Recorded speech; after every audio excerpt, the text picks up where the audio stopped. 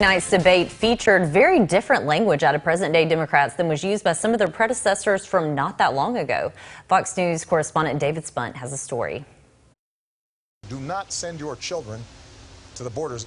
If they do make it, they'll get sent back. More importantly, they may not make it. Former President Barack Obama 5 years ago this month. Senate Minority Leader Chuck Schumer 10 years ago. People who enter the United States without our permission are illegal aliens, and illegal aliens should not be treated the same as people who entered the U.S. legally. Thursday night, a noticeably different Democratic Party.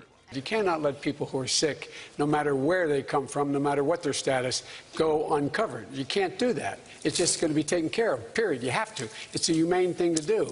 All 10 Democrats on the stage Thursday night believe illegal immigrants should receive free government health care, a remarkable difference from the last Democratic administration. There are also those who claim that our reform efforts would ensure illegal immigrants.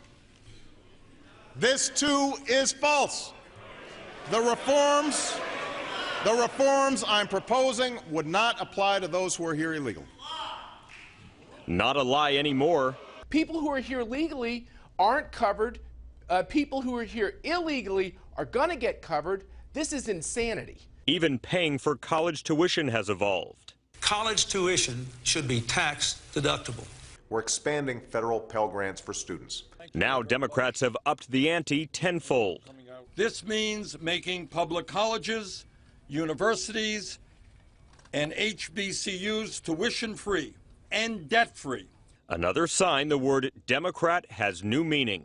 I want to turn to President Bill Clinton. 23 years ago, State of the Union said the era of big government is over.